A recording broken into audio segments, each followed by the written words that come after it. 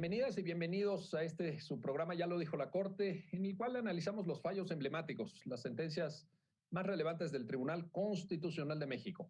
En esta ocasión vamos a platicar con nuestros invitados del expediente Varios 1107/2019. Se trata de un pronunciamiento de nuestra Suprema Corte de Justicia de la Nación que nos va a permitir reflexionar, analizar, dialogar con nuestros invitados sobre la manera en la que las sentencias de la Corte Interamericana de Derechos Humanos tienen que ser ejecutadas en México y plantear también algunas cuestiones de un eventual o supuesto o posible choque entre lo que disponga una sentencia de la jurisdicción interamericana y alguna norma del ordenamiento constitucional mexicano. Sobre esto vamos a platicar con Pablo Muñoz Díaz. Pablo, qué gusto saludarte y darte la bienvenida a tu programa Ya lo dijo la Corte. Muchas gracias por la invitación a ti y a todas las personas que hacen posible el programa. Eres muy amable, Pablo, te lo aprecio mucho. Y también le doy la bienvenida al programa a Montserrat Cid. Montserrat, qué gusto recibirte. Muy bienvenida nuevamente a tu programa Ya lo dijo la Corte. Muchas gracias, Miguel, por la invitación y saludos a toda tu audiencia. Muy amable, Monse. Y si quieres, empezamos contigo. Te quería pedir, si fueras tan amable, Montserrat, de plantear el escenario a partir del cual el caso llega a la Corte. ¿De dónde viene este caso? ¿Cómo se origina? ¿Y qué periplo recorre para llegar a conocimiento de nuestro máximo tribunal, Montserrat, si fueras tan amable? Claro que sí, Miguel. Bueno, pues comentar que este es un expediente Varios 1107/2019 que resuelve el Tribunal Pleno de la Corte en febrero de 2020. Este asunto tiene como origen la publicación de la sentencia en el Diario Oficial de la Federación de la Corte Interamericana de Derechos Humanos en el caso García Cruz y Sánchez Silvestre contra los Estados Unidos mexicanos, ¿no? Esta sentencia que se publica en octubre de 2014 y que determina la responsabilidad del Estado mexicano a partir de un convenio amistoso entre las partes, en el cual se reconoce por parte del Estado mexicano pues el incumplimiento a ciertas obligaciones y como todos recordarán, es materia de análisis por parte de la Corte Interamericana la forma en la que se debe indemnizar a las víctimas una vez que se causa, o a las partes lesionadas y sus familiares una vez que se causa un daño, ¿no? Entonces estamos aquí frente a una sentencia de la Corte Interamericana y la obligación del Estado de cumplirla. En esta sentencia, pues como vamos a ver más adelante, en esta sentencia de la Corte Interamericana, se establecen varias medidas de reparación, de no repetición, garantías de no repetición y distintas medidas que la Corte impone. En particular, la consulta que se presenta al Pleno es de qué manera si debe intervenir el Poder Judicial de la Federación para cumplir con estas sentencias, ¿no? Si debe dictar alguna medida. ¿Esto por qué? Bueno, porque una de las medidas de reparación consistió en eliminar los antecedentes penales de las víctimas en relación con los hechos del caso, ¿no? Para poner un poco en contexto, pues son dos personas que son detenidas y acusadas penalmente, en las cuales no se les respetan desde luego las garantías penales, ni mucho menos, son sometidas a tortura y bueno, derivado de una serie de hechos que se dan y de acontecimientos, pues el asunto llega hasta la Corte, primero a la Comisión, luego a la Corte Interamericana. Y aquí pues el tema es que una de estas medidas es eliminar los antecedentes penales. Se vincula a la Secretaría de Gobernación a partir de que se vigile, pues que se cumplen con la medida en particular de la eliminación de los antecedentes penales a la Unidad para la Defensa de los Derechos Humanos de la Secretaría de Gobernación y pues para dar este acompañamiento al cumplimiento de la sentencia. A partir de ahí, pues se hacen una serie de requerimientos y a lo que se llega es que pues el Juzgado Sexto de Distrito de Procesos Penales Federales en la Ciudad de México, que es el que conoció del proceso de origen, señala que pues sí debe emitir esta cancelación de los registros o antecedentes penales, si no configuraría esto una colisión entre lo previsto en el artículo 23 de la Constitución Federal, que dispone que ningún juicio criminal debe tener más de 3 instancias, y la resolución de la Corte Interamericana de Derechos Humanos. Entonces, a partir de este cuestionamiento que hace el juzgado, llega este asunto a la Corte, se tramita como un expediente varios, y como sabremos, pues es cualquier asunto que sea competencia de la Corte y cuyo conocimiento no corresponda a las salas o no tenga un trámite específico, pues se tramita a partir de este expediente varios innominado, por así decirlo, y justo pues lo que analiza el Pleno de la Corte es si efectivamente se da esta colisión y si debe haber algún pronunciamiento expreso por parte del Tribunal Pleno, y sobre todo pues determinar si efectivamente debe participar el Poder Judicial en la ejecución de la sentencia. Estos serían brevemente los antecedentes y bueno, es lo que vamos a platicar. Es lo que vamos a platicar. Muchas gracias, Montserrat, por este contexto que nos ayuda específicamente a entender cómo llega el caso a la Corte. Y aquí me gustaría, Pablo, que nos ayudes para comprender cómo el planteamiento de origen, nos lo mencionó Montserrat, pero creo que vale la pena enfatizarlo y destacarlo, es un convenio o es un allanamiento, digamos, un reconocimiento de responsabilidad internacional del Estado mexicano allá en San José, en la sede precisamente de la Corte Interamericana. Creo que esto amerita un comentario, Pablo, y es en el sentido en el que te lo pido, porque pues realmente el Estado mexicano está reconociendo las violaciones de derechos humanos a estas dos personas. No hay en ese sentido ninguna disputa, ningún conflicto, ninguna controversia, sino que más bien la sentencia de la Corte Interamericana certifica este reconocimiento, digamos, avala este reconocimiento. ¿Es importante eso, Pablo? ¿Es significativo para entender el caso que nos ocupa, por favor? Sí, por supuesto. Hay que tomar como antecedentes. O sea, evidentemente, cuando llegan este tipo de asuntos, todo está amparado bajo este andamiaje de la Convención Americana de Derechos Humanos. ¿Por qué es importante tomarlo en cuenta? Porque cuando se inicia todo este procedimiento, no necesariamente contencioso, sino cuando se inicia esta queja ante la Comisión Interamericana y la Comisión Interamericana somete el caso ante la Corte Interamericana, sobre la cual México ya reconoció competencia y eso implica que tengamos que cumplir todos los requerimientos en virtud de la misma Convención Americana. Uno de los procedimientos que se puede dar ahí es que el Estado, que en este caso es demandado, recordemos que aquí la Comisión Interamericana presenta el caso, está representando a estas personas que fueron víctimas, que son las personas que se les violaron sus derechos humanos, y la Comisión Interamericana hace una serie de planteamientos y la Corte pues inicia toda una cuestión, vamos a llamar así, contenciosa.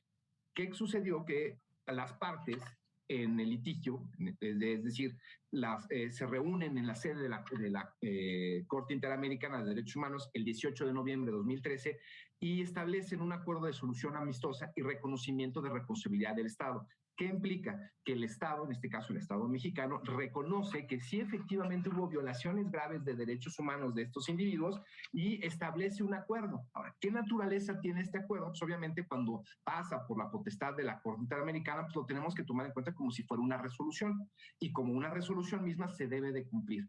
¿Qué implica ello? Que el Estado mexicano pues debe de cumplirla, voy a llamarlo así, a rajatabla, es decir, como viene, y se empiezan a activar ciertos procedimientos de ver si efectivamente las obligaciones que vienen en esa resolución se están cumplimentando, y se van emitiendo una serie de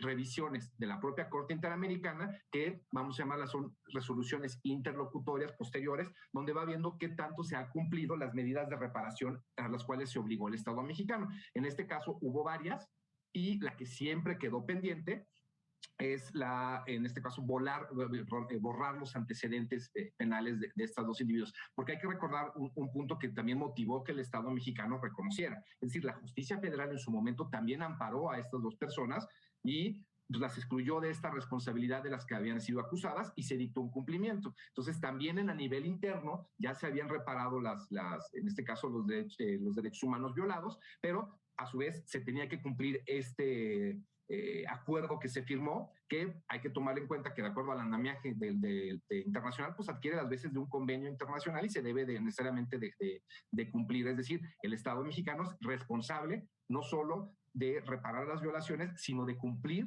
lo que él se obligó a nivel internacional ante la Corte Interamericana. Oye, Pablo, y en esto que mencionas, usaste un término que me parece por demás atinado, que es hay que cumplir a rajatabla.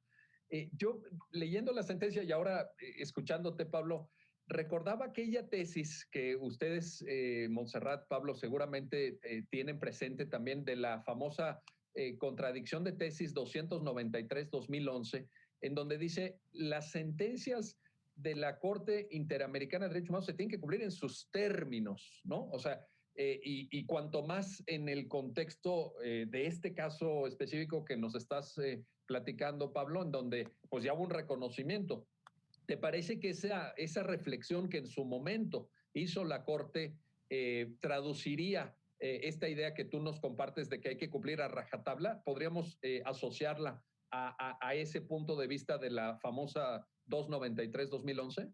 Sí, claro, esa sería una parte. O sea, hay que tomar en cuenta que México tiene ciertas obligaciones a nivel internacional cuando firmas un tratado. Entonces, tenemos la Convención de Viena sobre Derechos de los Tratados y en los artículos 26 y 27 establece ya obligaciones propiamente del Estado. Por ejemplo, todos los acuerdos que firmes los tienes que cumplir de buena fe y obviamente, ya que estás obligado, no puedes arguir tu derecho interno para eludir las obligaciones que vas a tener. Entonces, cuando un país, bueno, y recordamos, en la Convención de Viena es ley para nosotros a partir de que se publicó el 14 de febrero del 75, la Convención de Viena sobre Derechos Tratados del 69. Ahora, ¿qué implica ello? Que de entrada tenemos que cumplir los compromisos internacionales. Al momento que nosotros reconocemos la convención, firmamos la convención americana y la ponemos como derecho interno, pues estamos obligados a cumplirla. Cuando reconoces la competencia jurisdiccional de la Corte Interamericana, también estás obligado a cumplirlos. Y aquí es donde podría entrar la contradicción 293 por un punto fundamental. Ahí, si recordamos, él establece que las resoluciones de la Corte Interamericana son vinculantes por dos puntos. Primero, porque sus interpretaciones es una interpretación sobre el estándar de protección de los derechos humanos que forman parte del catálogo del parámetro del control regular constitucional. Ese sería el primer nivel. Y el segundo, son obligatorias y vinculantes las sentencias de la Corte Interamericana porque son parte del compromiso genérico que adoptó México para cumplir con las obligaciones contraídas al momento que nos adherimos a la Convención Americana. Es decir, cuando nosotros nos adherimos, pues adquirimos todo esto. Ahora, estas obligaciones internacionales no nada más en México, se da en todo el mundo. Inclusive en su oportunidad, antes la Corte Interamericana, en una opinión consultiva 282, ya alguna vez había pronunciado sobre este punto. Es decir, las obligaciones que tienes al momento que tú te adhieres a la convención. Es decir, no nada más es que la firmes y que no, tienes que asumir el compromiso de ajustar todo tu andamiaje, tu derecho interno para el cumplimiento de la convención y obviamente todo lo que conlleve, pues serían las interpretaciones propias de la Corte Interamericana. Y la misma Corte Interamericana en otras resoluciones, por ejemplo, Acevedo Jaramillo contra Perú, o el masacre de San Domingo contra Colombia, ya ha estado que el momento de que tú firmas firmas una convención y se emite una resolución, pues el Estado tiene obligación, además no solo de cumplir las obligaciones, sino de reparar. Entonces tienes obligación de reparar. Y aquí me gustaría tener en cuenta un asunto que digo, no tiene nada que ver, pero es paradigmático de que cuando hay una resolución de un tribunal de derechos humanos donde arguye o establece que hubo una violación por parte del Estado de derechos humanos, por ejemplo, es una del Tribunal Constitucional Español, el caso Barberac, seguramente lo conocen. Ahí el Tribunal Constitucional Español dijo algo muy, muy bonito, es decir, cuando hay una resolución de derecho internacional donde diga que un Estado violó, el Estado no puede ser indiferente indiferente a esa violación. Tienes que hacer todo lo necesario. Entonces, nada más para cerrar, al momento que nosotros estamos obligados a cumplir la Convención Americana de Derechos Humanos, cuando se hizo un pacto que tiene un nivel internacional o una resolución de la Corte Interamericana de Derechos Humanos donde establece que hubo una violación a derechos humanos, el Estado no puede ser indiferente y el Estado tiene que ser todos los entes de gobierno, como diría bien el artículo 1 constitucional. Todas las autoridades en el ámbito de su competencia tienen obligación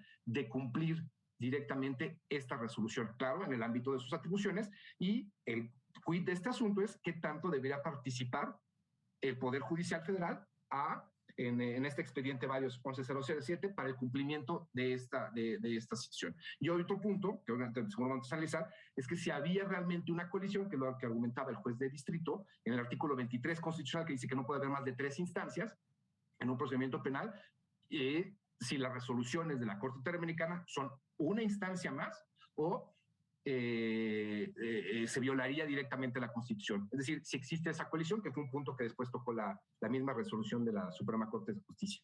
Y lo vamos a analizar. Lo vamos a analizar porque ciertamente corresponde al fondo de la sentencia que estamos analizando y comentando en este momento. Ahora, Montserrat, esto que menciona Pablo y que yo diría que Pablo nos acaba de ofrecer un panorama extraordinariamente luminoso que uno pensaría que debería de quedarnos claro ya a todos, porque como el propio Pablo lo decía, pues es la Convención de Viena sobre los derechos de los tratados que viene de 1969 y que México desde los años 70 recoge e introduce en el sistema jurídico nacional interno. Sin embargo, luego da lugar a puntos de vista no necesariamente alineados con esto que decía Pablo citando la Convención y, por cierto, citando también documentos de los comités de Naciones Unidas, porque hay diversas observaciones generales que ustedes conocen donde se detallan estas obligaciones. A la hora, Montserrat, de que llega una sentencia de la Corte Interamericana, en este caso a México, parece que las autoridades administrativas como que, en fin, como que dudan, como que no se sienten muy llamadas a cuentas, como que de repente dicen, bueno, pues allá en la Corte o allá en Cancillería, y lo digo porque como ustedes saben, en otros casos anteriores, estoy pensando en algún caso de desaparición forzada donde se involucraba a alguna fiscalía local, pues también el trabajo que se hizo fue muy deficiente. O sea, el seguimiento, el cumplimiento de la sentencia interamericana, pues fue muy, muy deficiente. ¿Qué sucede en ese caso, Montserrat? ¿Verdaderamente podemos hoy afirmar, asentar que es una obligación de cumplimiento, de garantía, de efectividad del fallo para todo el Estado mexicano? ¿En esto no deberíamos de tener dudas, Montserrat?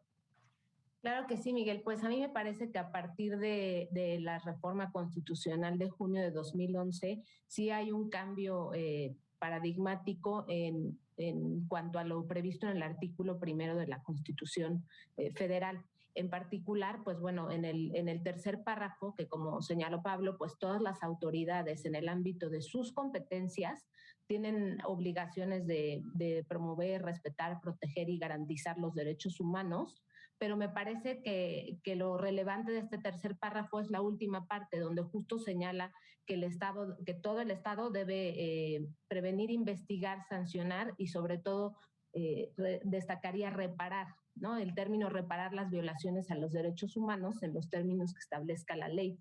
Este párrafo pues me parece que es contundente en la obligación de reparar estas violaciones a derechos humanos. Con anterioridad a esta reforma, pues sí había algunos criterios donde se interpretaban justo los documentos internacionales suscritos por el Estado mexicano en materia de reparaciones a derechos humanos, pero pues me parece que aquí es enfático en que una vez que existe una sentencia de la Corte Interamericana donde reconoce que hay violaciones, pues se debe de cumplir con su ejecución, ¿no? La efectividad de un tribunal de cualquier índole, como en este caso internacional, pues es justo se refleja la efectividad a través del cumplimiento de las sentencias. No basta con tener una resolución, una sentencia, sino que realmente sea efectivo su cumplimiento. Y sobre todo, pues el acompañamiento que debe haber por parte de todos los involucrados, desde luego las autoridades, los gobiernos, también la sociedad civil, o sea, este acompañamiento conjunto para garantizar que se respete, ¿no?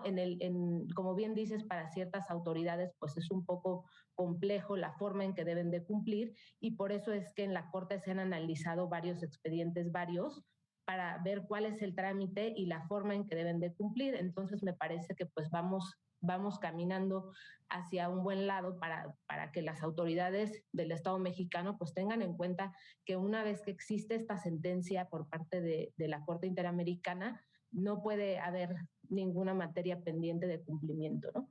Y recordar que, bueno, pues el artículo 63 de la Convención señala que una vez que hay una violación a un derecho o una libertad que protege la Convención, la Corte debe de garantizar que realmente el lesionado vuelva a retrotraerse en ese derecho o libertad, ¿no? Y si eso no es posible, pues desde luego que dicte medidas o situaciones para de una forma pues garantizar esta indemnización integral, ¿no? O justa indemnización. Y pues esto es un principio básico en un tema de reparaciones de daño, ¿no? Y sobre todo, pues es un pilar del derecho internacional sobre la responsabilidad que tienen los estados. Entonces me parece que, bueno, el artículo primero, tercer párrafo, junto con el 109, que también establece el tema de responsabilidad del Estado, pues me parece que son dos artículos reconocidos a nivel de la Constitución Federal que pues son tajantes en decir, una vez que hay una violación hay que repararla. Si tienes una sentencia de la Corte Interamericana y que está sometida a su competencia, no hay más, hay que cumplir para respetar justo los derechos humanos. Oye, y ahora que citaste el artículo 109, Montserrat, déjame comentar con las personas que están viendo el programa que tú tienes un libro, ¿te acuerdas? Alguna vez ya lo habíamos comentado, tienes un libro sobre responsabilidad patrimonial del Estado, que es una obra extraordinariamente importante y que yo sugiero y recomiendo su lectura para entender esa cuestión. Entonces, ahí está el tema de la vinculatoriedad del pronunciamiento internacional a todas las autoridades. Esta cita que haces, Montserrat, del párrafo tercero del artículo primero lo deja claro. No hay ahí ningún matiz, ninguna excepción o un hueco donde alguien podría decir, no, conmigo este asunto no va, miren, allá enfrente en la otra ventanilla, ¿verdad? Yo creo que es muy claro este fundamento que mencionaste y en ese sentido tiene que ser entendido. Bueno, vamos a hacer una pausa, no se vayan, regresamos enseguida para continuar en esta conversación que nos permite entender y analizar el expediente varios 1107/2019 de la Suprema Corte de Justicia de la Nación. Regresamos enseguida.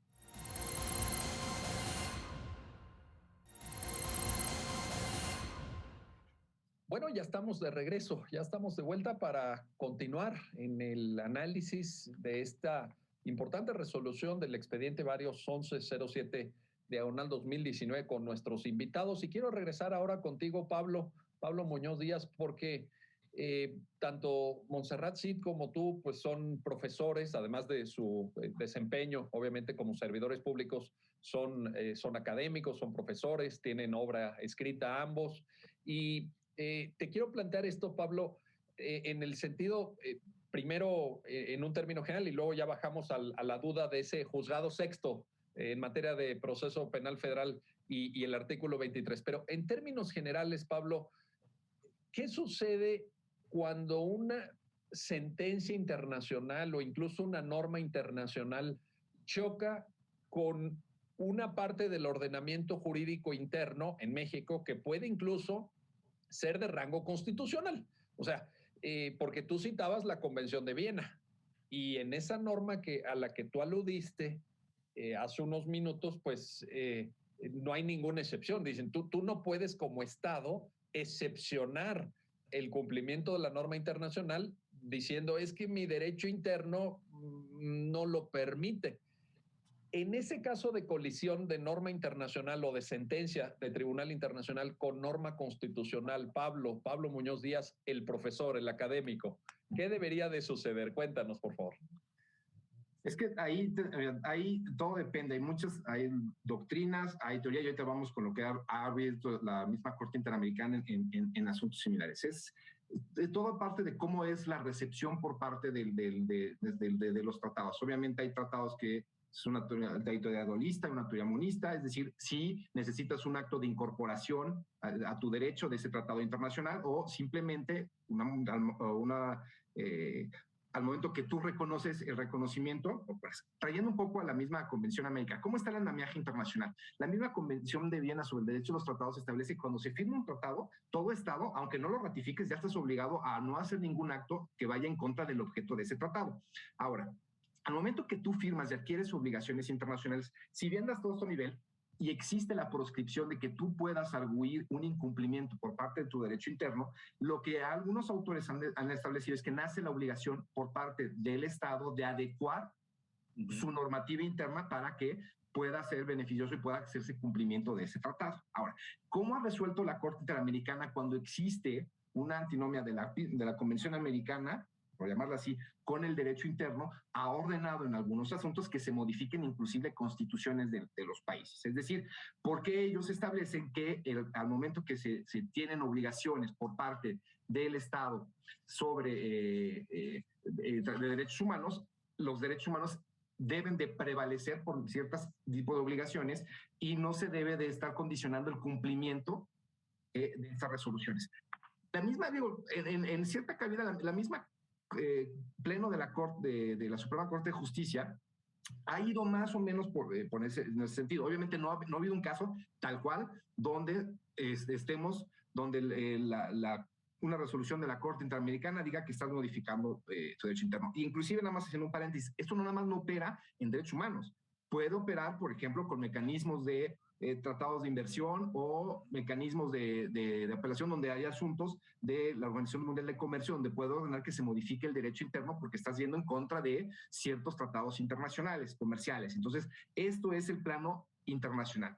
¿Qué es lo que se ha hecho muchas veces? Pues normalmente se firman las obligaciones internacionales y se ajusta el derecho interno. ¿Por qué? Porque el proceso que tenemos en México al momento de que lo puede firmar el Ejecutivo, pero lo tiene que pasar por el Senado, ahí el Poder Legislativo es donde participa para tratar de ver y existe una armonía del derecho internacional con el derecho interno, que no siempre efectivamente se da. Eso es de la parte académica. No ha habido un asunto tal cual donde el Pleno haya tenido que ver si efectivamente qué sucede si una resolución de la Corte Interamericana ordena la modificación del derecho interno.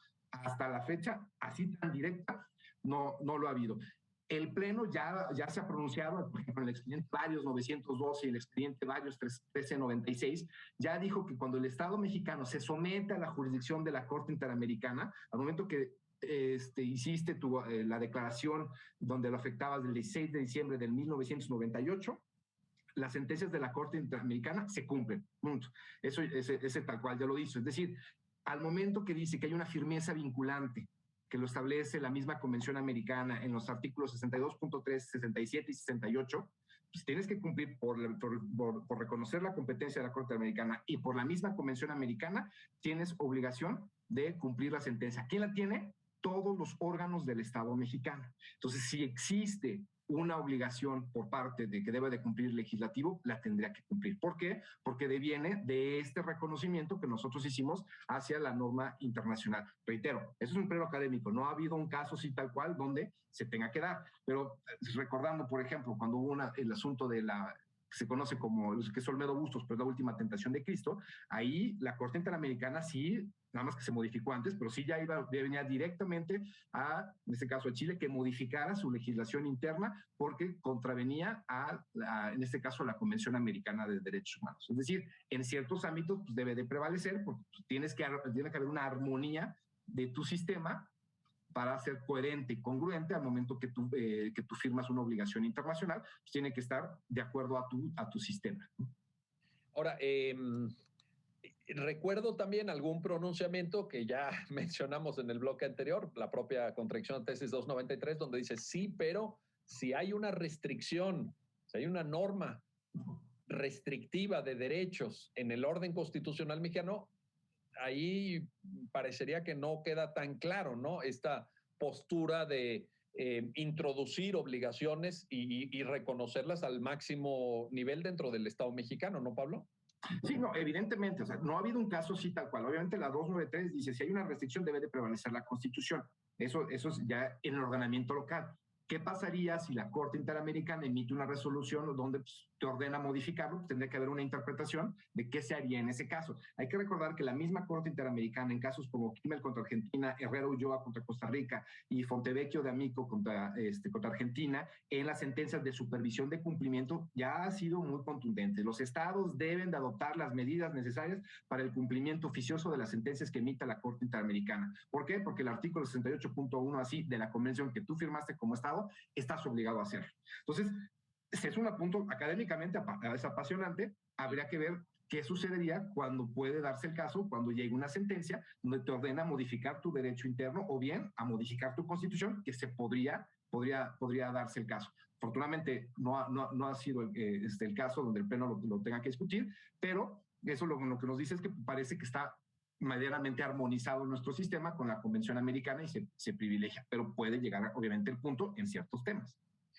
Y cuando llegue, Pablo, ese momento, pues serían muy importantes las aportaciones académicas, las aportaciones doctrinales que hubieran fijado y puesto de relieve lo que tanto tú, Pablo, como Montserrat mencionaban, del compromiso del Estado mexicano. Y cuando digo del Estado mexicano, pues finalmente nos incumbe a todos y nos involucra a todos, no nada más a los órganos públicos y ni siquiera no nada más a los servidores públicos, sino también a la ciudadanía, que es la razón de ser del Estado mexicano, pues que tuviéramos claridad, que tuviéramos esta claridad con la que ustedes dos están explicando este tema y están fijando los lineamientos, pero además con todo fundamento, porque ustedes están citando preceptos, están citando artículos, están citando precedentes interamericanos. O sea, quiero decir que ya de alguna manera, por usar un concepto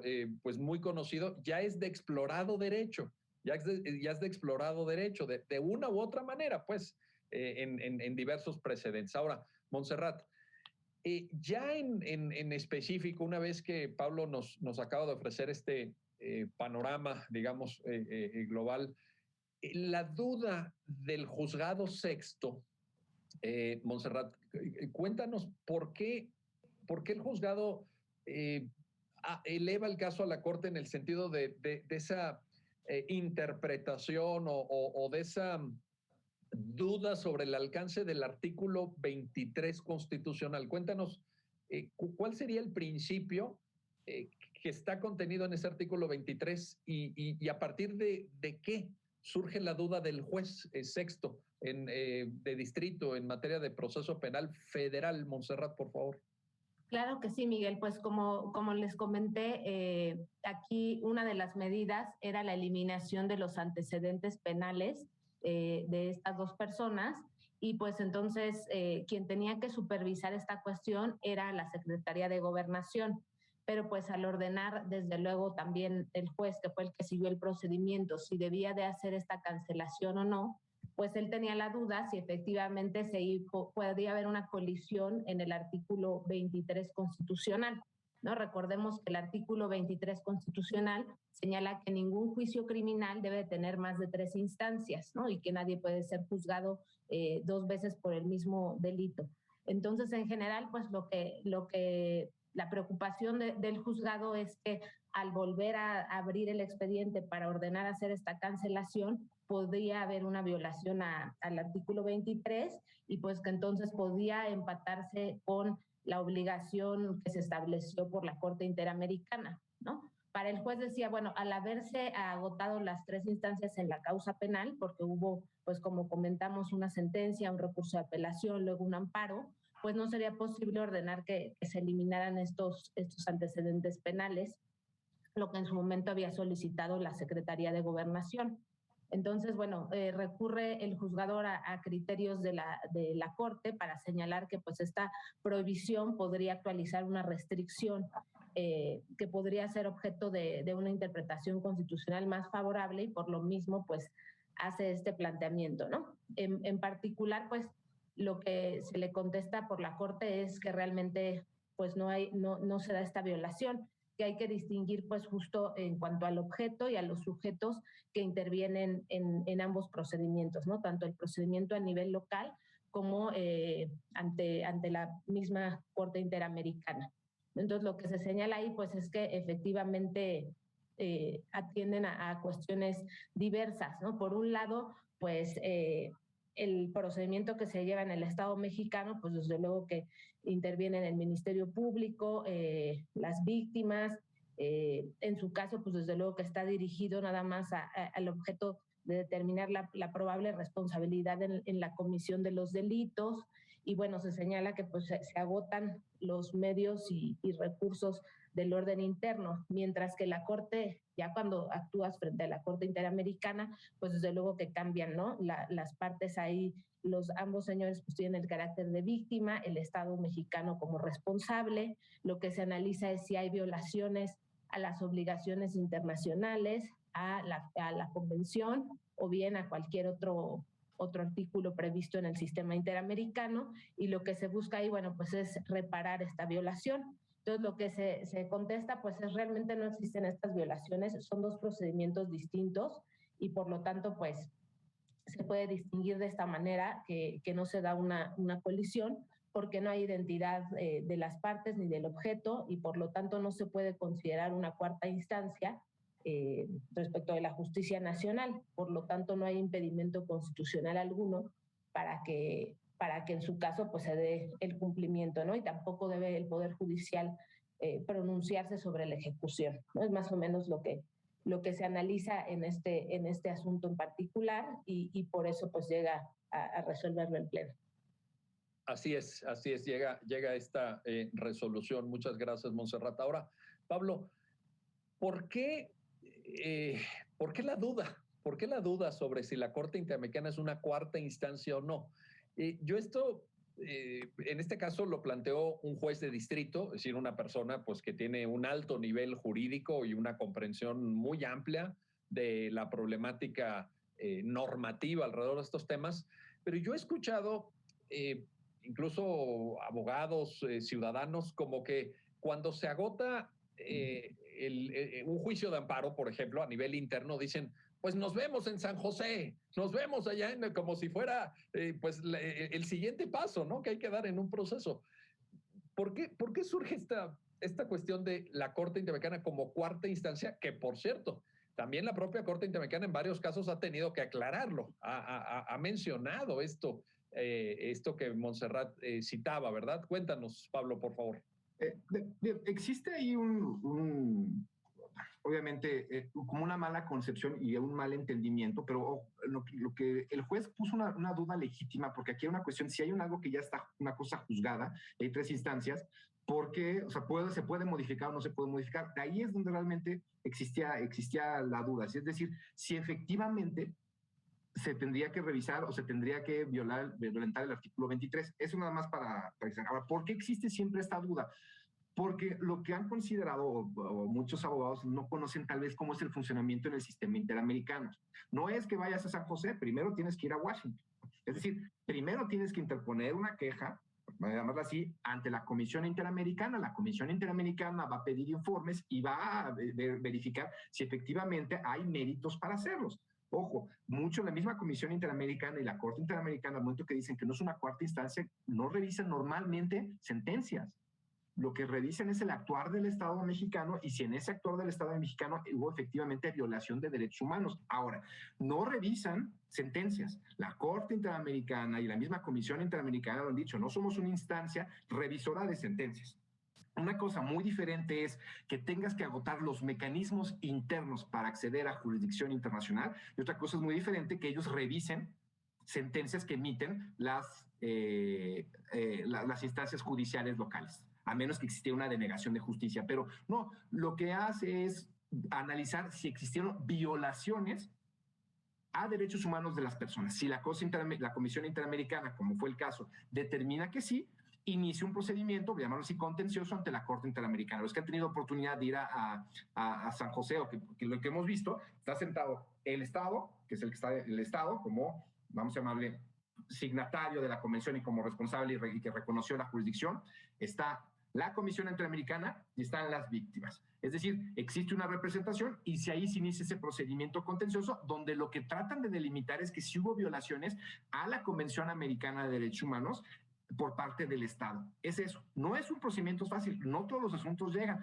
No toda la gente puede llevar. El primer vamos a llamar así, paso que se tiene que analizar es si efectivamente hubo violaciones a derechos humanos. No necesariamente todos los asuntos, porque un tribunal interpretó mal, quiere decir que efectivamente hay una violación a derechos humanos. Y obviamente me refiero a interpretó mal de la apreciación directamente del justiciable.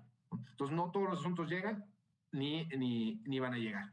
Ahora, ¿por qué es importante que el Pleno se produzca? Porque para algunos puede ser de perogrullo, pero no existe ni una resolución tal cual donde se estableciera que efectivamente las sentencias que hace la Corte Interamericana, ¿no?, se tienen que cumplir, pero sobre todo eso, que no implican una instancia superior, porque no revisan directamente el actuar de uno, revisan el actuar del Estado. ¿Qué es el Estado? Pues todo, depende de las personas, pues los poderes que lo integran, también ese actuar es revisable. En algunos casos sí se revisa el actuar, por ejemplo, de los poderes judiciales, en otros casos el actuar de los administrativos, ejecutivos o inclusive legislativos. Pero normalmente la Corte Interamericana analiza el todo. Hay asuntos donde hay violaciones del Poder Judicial y del Poder Legislativo. Hay asuntos donde no hay uno, pero es todo el Estado es el que está obligado. Entonces, de ahí yo creo que viene la duda de que pues, es tan fácil y vamos a ir a una cuarta instancia, pero no es así. De hecho, la misma Corte Interamericana en muchos asuntos dice no somos una cuarta instancia. Es decir, la Corte no es un tribunal de alzada o de apelación para dirimirlo.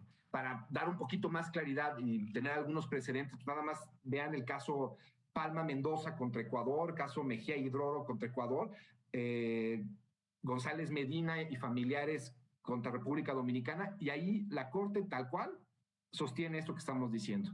No es un tribunal de alzada o apelación para dirimir los desacuerdos que tengan sobre determinados alcances de la aplicación del derecho interno. No es así. Lo único que están viendo es el cumplimiento de obligaciones internacionales a derechos humanos. Correcto. Ahí está la cuestión. Bueno, vamos a hacer una pausa, no se vayan, regresamos enseguida para la tercera parte de esta conversación y análisis con nuestros invitados del expediente Varios 1107-2019. Regresamos enseguida.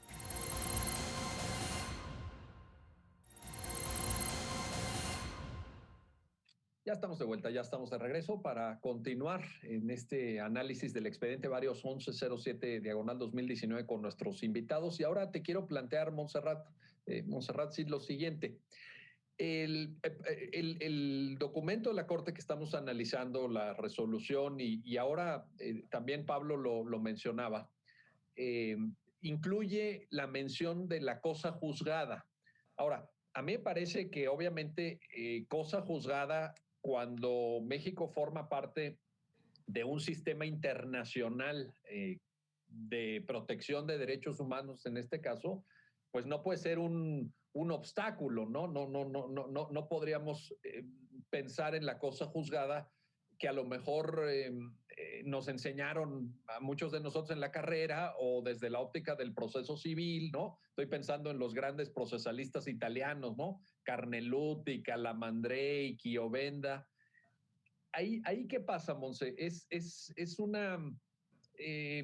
la cosa juzgada se relativiza, se pone en duda, o de plano la visión tradicional de cosa juzgada en este contexto no nos sirve. ¿Qué es lo que sucede, Montserrat, por favor? Bueno, pues me parece que efectivamente aquí no son, como lo mencioné anteriormente, como son dos procedimientos diversos, ¿no? Uno que se lleva a cabo penalmente en el orden interno y el otro, pues que fue materia de un convenio amistoso y que la Corte reconoce y ordena ciertas medidas, pues realmente, como vimos, obedece a objetos, a sujetos, a circunstancias diversas. Aquí lo que me parece importante, que tal vez dio motivo a toda esta consulta, y no comentamos muy bien, pues fue que estas personas fueron juzgadas en 2 causas, en una por delitos de portación de arma de fuego, uso exclusivo de armas, uso exclusivo del ejército de las armas de fuego que utilizaron, asociación delictuosa y rebelión.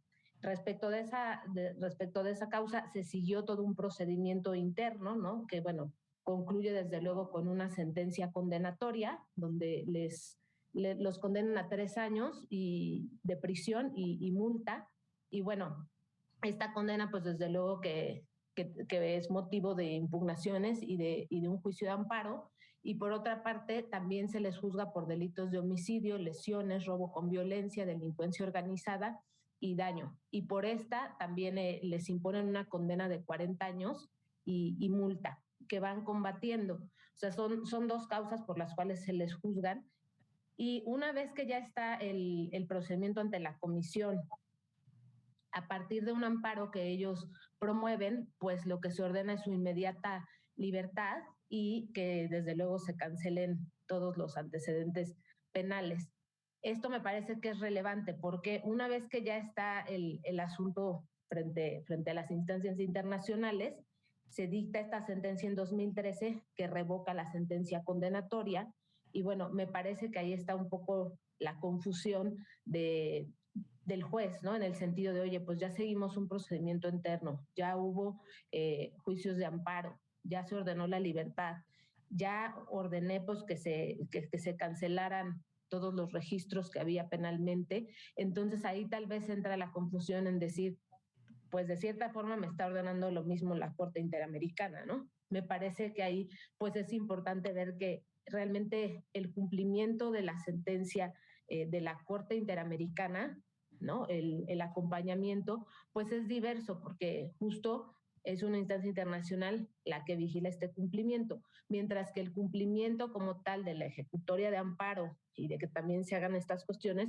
pues queda en el orden interno. Me parece que aquí justo pues no se da esta colisión y no se choca con esta cuestión. Ya sería motivo de ver en el caso concreto si efectivamente la Secretaría de Gobernación, que era la encargada de dar esta orden, pues advirtió que tal vez ya estaba la cancelación del registro, ¿no? Entonces, me parece que eso no rompe con la cuestión de cosa juzgada. Como aquí se requería orden judicial para que se hiciera esta cancelación, pues me parece que ahí es donde al juzgador le entra la duda de saber de qué manera iba a cumplir y si realmente tenía que volver a abrir el expediente y si en su caso pues era necesario el dictado de una orden judicial adicional que contuviera algún mandato expreso dirigido a esta Comisión Nacional de Seguridad para que pudiera dar cumplimiento a la ejecución de la medida de reparación. Me parece que pues desde luego este acompañamiento que se da, como lo hemos señalado, pues intervienen varias autoridades, interviene incluso la sociedad civil, pero de ninguna forma implica que se esté abriendo otra instancia, ni mucho menos, ¿no? Sino son vías de cumplimiento diversas, una que opera en el orden interno a raíz de los juicios de amparo que se dieron, ¿no? Y que se declaró que había coacción, que hubo tortura, todo lo que ocurrió en el orden interno, y por otra parte, pues lo que ocurrió frente a la Corte Interamericana y que el propio Estado mexicano reconoció estas violaciones. Entonces me parece que pues sí, no podemos entender la cosa juzgada exclusivamente en el ámbito interno, sino abrirnos y más bien ver qué obligaciones internacionales se están imponiendo a partir de un convenio amistoso que se declara por parte de la Corte Interamericana y ver realmente cuáles son esta forma de cumplirlo, ¿no? En algunos casos sí es necesario el pronunciamiento del Pleno de la Corte para precisar o esclarecer algunas cuestiones y pues como en este caso realmente se señaló, la Corte Interamericana es una institución judicial autónoma que sí tiene una función jurisdiccional, pero pues esa competencia se le ha reconocido por el propio Estado mexicano, entonces pues realmente no hay un incumplimiento al artículo 23. Oye, Pablo, en este sentido de lo que comenta Monse y de lo que tú mismo nos decías de la cuarta instancia, ¿no te da la impresión que cuando México forma parte de manera muy activa, de manera muy presente para bien o para mal, porque hemos recibido sentencias condenatorias pues ya múltiples, pero bueno, ahí está México actuando en el plano internacional, está reconociendo jurisdicciones supranacionales que se encargan de vigilar y tutelar los derechos humanos. ¿No te parece que esto conlleva una relectura, una redefinición tal vez de conceptos como este de instancia, como el que nos platicaba Montserrat de cosa juzgada? O sea, todos esos, no todos, algunos de los conceptos con los que estudiamos derecho, con los que estudiamos en la carrera, a la luz de estas cuestiones como que no le encuentra uno tanto sentido, ¿no? ¿O qué se requiere, Pablo? ¿Se requiere una reinterpretación, una relectura de este tipo de conceptos como cosa juzgada, instancia procesal, conceptos de reparación, por ejemplo, etcétera? ¿Cómo lo ves? Yo creo que sí, conlleva una relectura y un nuevo planteamiento. Como inició la práctica y lo comentó Monse, al momento que en junio de 2011 que cambia el nuevo paradigma y que nosotros ya reconocemos todos estos derechos humanos, hay que ser conscientes que ese reconocimiento lleva un efecto de irradiación, se irradia en todo el sistema y empieza a permear. ¿Qué implica eso? Que tendremos que volver a replantear muchos conceptos que nosotros teníamos. ¿Por qué? Porque ya no podemos vivir bajo un formalismo, ya no podemos vivir atados a un mástil, sino tenemos que nosotros buscar interpretaciones siempre mucho más favorables que sean acordes en este caso, a los derechos humanos. También hizo que la misma Corte, las dos salas y el Pleno ya han sido, se han pronunciado en diferentes asuntos de manera muy activa y han cambiado los viejos conceptos, inclusive de usura, de que efectivamente si procede el interés, si procede ciertas figuras del derecho civil, se tienen que volver a repensar, mismos conceptos del derecho familiar, el concubinato. ¿Por qué? Porque todo esto es de un nuevo paradigma de una corte. Esta corte, tal cual, al día de hoy, es una corte muy activa y muy propugna por los derechos humanos. Y todas sus interpretaciones normalmente están permeadas de eso. Y obviamente eso conlleva a que repensemos. O sea, obviamente aquí yo creo que mucha doctrina civil, mercantil, inclusive hasta veces penal, se está quedando atrás y tiene que ver cómo están resolviendo los nuevos paradigmas. Es decir, a partir, en este caso, del caso, de las sentencias, donde se tiene que empezar a cambiar los métodos, inclusive de enseñanza,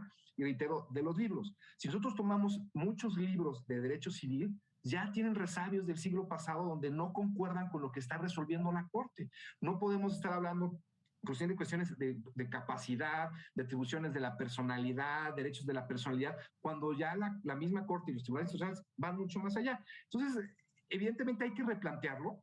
Ha ayudado mucho que esta Corte, este Pleno, ha sido muy consciente y ha tenido un diálogo constante, en este caso de recepción con sentencias y paradigmas de tribunales internacionales. Este expediente Barrios es un ejemplo. O sea, si se toma en cuenta que lo que dice y toma y cita directamente fuente de la misma Corte Interamericana para decir y establecer este punto tan fundamental, que yo creo que es lo más valioso que tiene esta sentencia. Es innecesaria la participación del Poder Judicial en las ejecuciones de medida de reparación. ¿Por qué? Porque estamos obligados todos, servidores públicos, todas las instancias. Al momento que el Estado mexicano se obliga al cumplimiento de derechos internacionales, estamos obligados todos. Y aquí se empieza a desdibujar esa eficacia horizontal y vertical del cumplimiento de los derechos humanos. Hasta los particulares estamos obligados también a respetarlos. Entonces, es replantear todo, y creo que aquí la dogmática, la doctrina, los libros se han quedado atrás, y sí hay que replantear todas estas cuestiones de cosa juzgada, capacidad, y actualizarlos a lo como está resolviendo la Corte. Porque no sé si concuerdas conmigo, pero parece que hay un divorcio entre la academia y lo que está resolviendo el Poder Judicial. Si bien que estés criticando, pero pues hay que actualizarlos. Y muchos libros de derecho civil están, yo creo que, desfasados a la realidad actual que está resolviendo la Suprema Corte de Justicia. Ahora, Montserrat, nos queda un minutito de programa y te quiero preguntar, en relación precisamente a lo que acaba de apuntar Pablo, ¿cómo esta sentencia sobre la cual hemos conversado a lo largo del programa pone de relieve que el cambio, la relectura, la nueva forma de entender instituciones jurídicas tradicionales como esta a la que tú aludías, Montserrat, de la cosa juzgada o de la instancia, etcétera, no nada más afecta lo sustantivo, sino también lo procesal. Es decir, hay una dimensión de tramitación procesal, en el caso, por ejemplo, que tú conoces muy bien y eres una experta, de reparaciones, etcétera, que ahora también este nuevo paradigma nos trae, no solamente lo sustantivo, sino también lo procesal. ¿Estás de acuerdo en esto, Montserrat? ¿Qué nos puedes comentar? Sí, claro, pues desde luego que este cambio que se da desde 2011 y que ha ido en constante interpretación por parte de la Corte, pues sí ha hecho que se replanteen y se analicen ciertos aspectos procesales, ¿no? Ciertas cuestiones que están en las normas y que a través de los litigios van llegando a la Corte y a los tribunales del Poder Judicial, donde se analizan ciertos, yo llamaría pues obstáculos, ¿no? Que en algún momento el legislador contempló y que pues no los veía como violatorios. Sin embargo, ahora ya en la interpretación, pues dice uno, realmente aquí hay determinadas violaciones, ¿no? Por ejemplo, los montos, los límites a la cuestión de las indemnizaciones que estaban previstos pues en los códigos civiles, ¿no? Sería un ejemplo en el cual pues a partir de, como decía Pablo, de tomar en cuenta los tratados internacionales que México suscribió en algún momento y que ahora pues estamos obligados a cumplirlos y en buscar la mayor protección al momento de interpretar, ¿no? Declarando pues las inconstitucionalidades. Otros ejemplos que se han visto en la Corte pues es el tema de los plazos de prescripción, ¿no?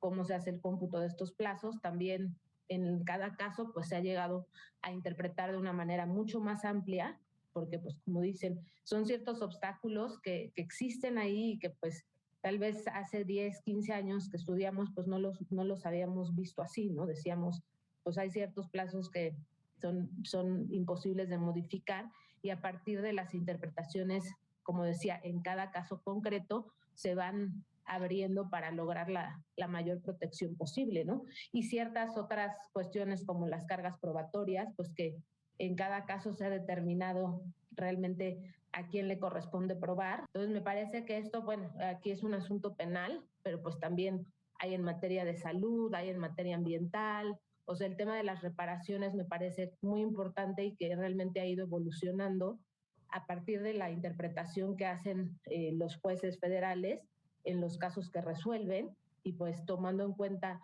la interpretación que hacen otros tribunales internacionales y la propia Corte Interamericana, pues es como realmente se está formando una doctrina de reparaciones del daño que realmente pues es lo que debemos de destacar, ¿no? Más allá de que los libros pues ya se hayan quedado cortos y que en muchos casos pues los profesores también sigan enseñando con una visión mucho más tradicional y con una visión de hay que estar a lo que dice las leyes mexicanas, pues cómo la interpretación puede lograr una mayor protección, ¿no? Y progresividad realmente de los derechos humanos. Bueno, pero la ventaja en esto, Montserrat, es que algunos profesores se han quedado atrás y obsoletos, pero profesores como ustedes, como tú, Montserrat, como Pablo, pues son abanderados de estas nuevas tendencias y estoy seguro que sus alumnas y alumnos los admiran profundamente por esta actualización que ustedes tienen y que además la ejercen también como servidores públicos en el Poder Judicial de la Federación. Montserrat Cid, Pablo Muñoz, gracias. Gracias a ambos por por este esclarecimiento, por esta iluminación a la luz de la sentencia que estamos analizando. Y gracias a usted que hace posible su programa, ya lo dijo la Corte, en el cual analizamos los fallos emblemáticos, las sentencias más relevantes del Tribunal Constitucional de México. Hasta pronto.